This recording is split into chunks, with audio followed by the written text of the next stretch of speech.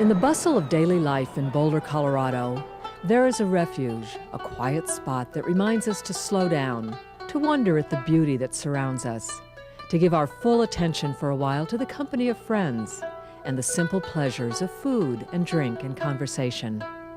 This is our Chaikhana, our tea house, a unique gift from our sister city of Dushanbe, Tajikistan, in the high mountains between Afghanistan and Uzbekistan on the far side of the world.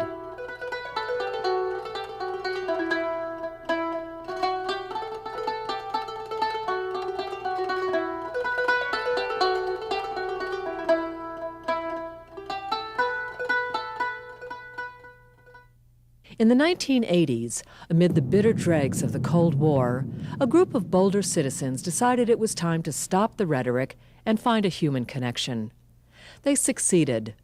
A Sister Cities match was made, and in 1987, we exchanged a pledge of eternal friendship with the people who had been labeled for so long as the enemy. To celebrate the relationship, Dushanbe Mayor Maksud Ikramov promised a gift to the city of Boulder, one of the finest representations of the Persian culture of the region, a tea house. For hundreds of years, the people of the harsh region that would become Tajikistan have found rest and comfort and community in tea houses serving green tea and flatbread hot from the clay tandir ovens. They talked over the news of the world or the gossip of the neighborhood or thrilled to the adventurous tales of itinerant storytellers. Today, in a Tajikistan struggling to find peace with itself since the disintegration of the Soviet Union, tea houses are still the living heart of the community, offering another sort of refuge. Here, peace, friendship, and conversation are found among the scent of roses and of tea. Because it is a gift, our tea house is more ornate than most, but it grew from the same roots. Beams sawed and carved by hand, brought to life with bright paint, and complemented by ceramic panels rich with symbolism. For decades, such ethnic expressions were smothered by the pervasive Soviet realism.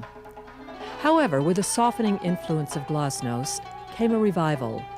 The Soviet government gave its blessing to the project, allowing artists to acquire the rich materials for their creation. There is little hardwood growing in Tajikistan, no native trees strong enough to support the brilliant sky of the Chaikhana. Cedar, which grows in the Yablanovi mountain range in Siberia, was reserved for the Soviet military. Ironically, the 14 columns that support this symbol of peace and friendship could be acquired only after officials declared a military necessity. Tajik artists traveled almost 2,000 miles to the mountains near sacred Lake Baikal to select live trees for the carving. Master woodcarvers Manan Hydarov and Mirpalat Mirakhmatov, inseparable friends who became affectionately known as M&M to their Boulder friends, designed the carvings. Manan and Mirpalat began their work when they were children, carving scraps of wood at home with their siblings and then following to watch their fathers as they worked. Later they apprenticed themselves to experienced woodcarvers. Now in their 60s, the friends have worked together for decades and are themselves the revered teachers. Mirpalat has passed the craft on to his son, who also worked on our tea house. When the ceiling carving was done, it was the turn of the painters. Vividly tinted oil paints were ordered from Leningrad, mixed from clay instead of chemicals to respect the wood. The painting reflects the Islamic culture of the region. Elements from nature, repeated patterns, abstract forms, lavish color, and elaborate decoration. There is simple meaning in each design and color. A stork represents kindness and peace. Peacocks with their beautiful tails spread are an invitation to enter and appreciate the beauty of the Chaikhana. Vines curl and intertwine, a connection that cannot be unraveled. Gaunch is the Russian word for plaster. Tajik painter Abu Qadir Rakimov, internationally known for his oil paintings, also taught himself, through research and patience, the rare specialty of carving gaunch.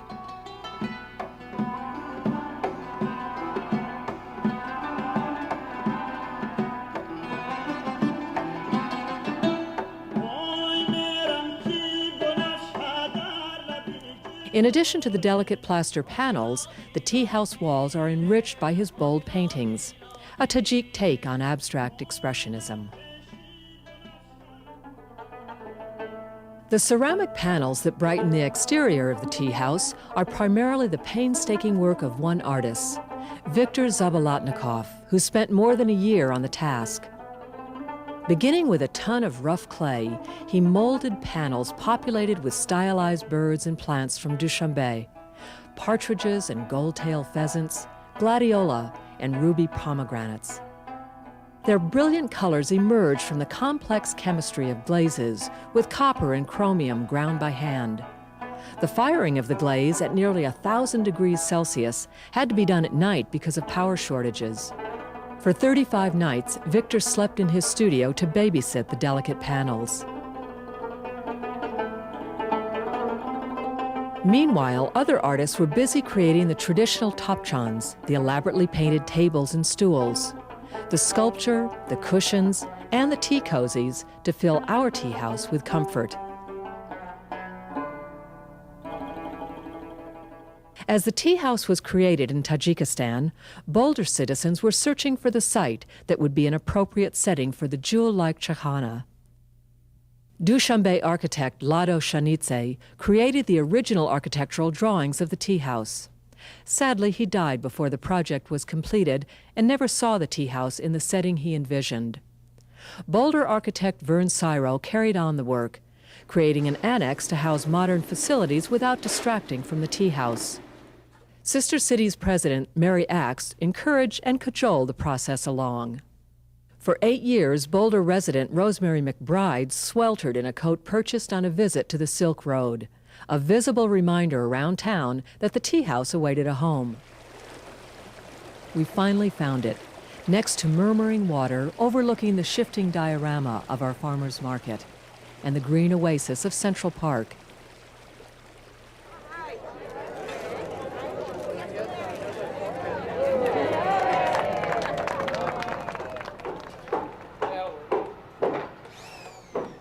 In the fall of 1997, construction began.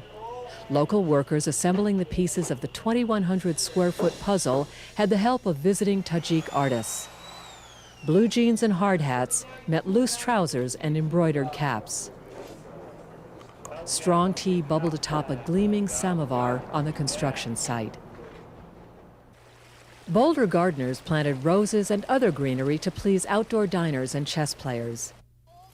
A bicycle path, designed by local artist Aprilisa Snyder, routed past the tea house, was embossed with leaves and the poetry of Persian poet Omar Khayyam, in English for those heading east, and in Farsi for travelers going west.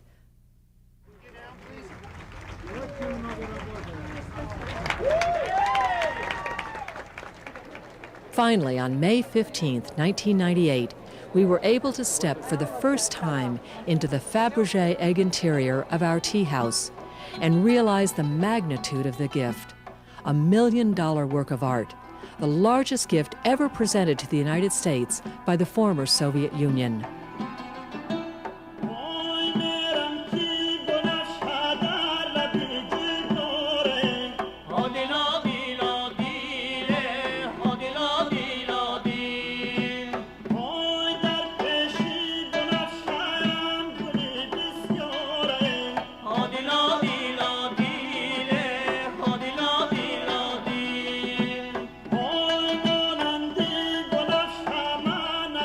Visitors come to Boulder for many reasons: breath-stopping mountain panoramas, world-class athletic competition, the jazzy excitement of the downtown mall on a Saturday night. Now, there is one more reason: the chance to step inside a work of art that is unique in the Western world. "You've got to see the tea house" is now standard advice to every newcomer. But the greatest impact is on ourselves, how we view our community and what we know of the bigger world. We thought we knew about color, the deep green of a pine-covered slope, the crystal blue of an icy lake, the red rocks that gave our state its name. But when we stepped inside the jewel box of our tea house, we learned a whole new palette. the brilliant plumage of singing birds, flowers the color of an impossible sunset, scarlets and teals to stimulate the mind and soothe the soul. We thought our mountains had taught us about patience and strength until we watched the thick, skilled fingers of the artists as they shaped hardwood into delicate traceries with simple hand tools.